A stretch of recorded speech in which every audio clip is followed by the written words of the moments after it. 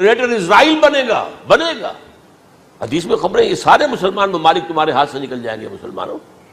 یہ عراق اور اردن اور یہ اور وہ، یہاں تک کہ ترکی، سعودی عرب کا بھی شمالی حصہ نکل جائے گا. البتہ مدینے کا جو ان کا پروگرام ہے اس کو اللہ نہیں پورا ہونے دے گا. مدینے میں داخلے کی ان کو اجازت نہیں ملے گی. بہرحال یہ سارا کچھ ہونے والا ہے. وہ وقت بھی آنے والا ہے کہ حضور کی ایک حدیث کے مطابق ایک شخص کے 1000 بیٹے ہوں گے تو 999 ختم ہو جائیں گے، ایک بچے گا. یہ وقت بھی آنے والا ہے کہ حضور فرماتے ہیں اتنی بڑی جنگ ہوگی، اتنی خریزی ہوگی کہ پوری زمین اٹ جائے گی لاشوں سے.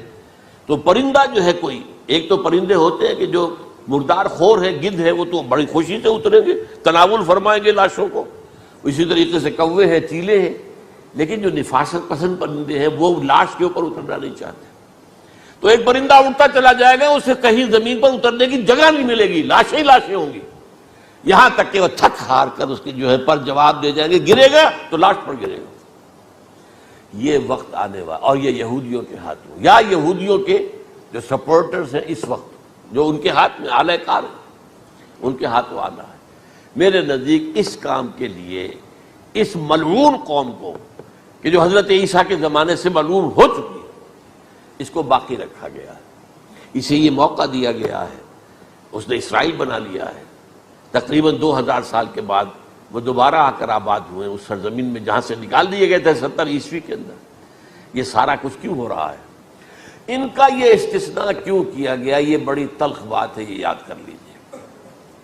کیونکہ یا تو قوم اسی وقت ہلاک کر دی جاتی، جیسا کہ ہوا قوم نوح، قوم ہود، قوم عاد، قوم ثمود، قوم شعیب. یہ ہوا کہ نہیں ہوا؟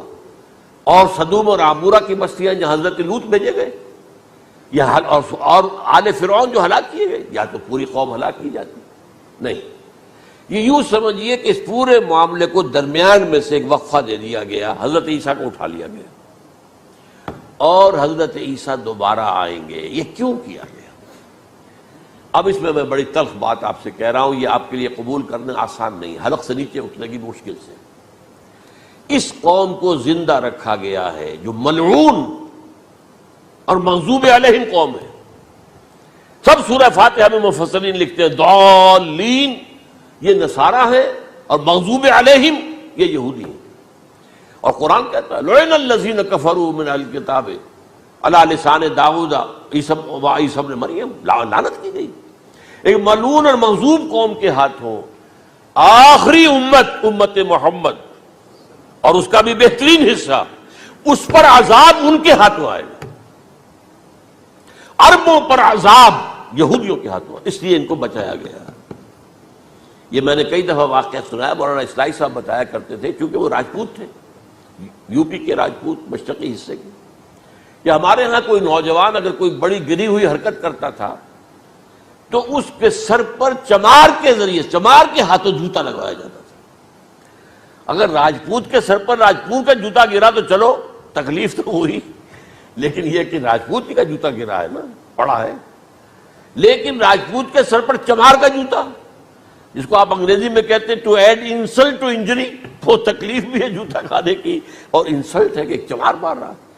یہ امت سب سے خیر امت ہے.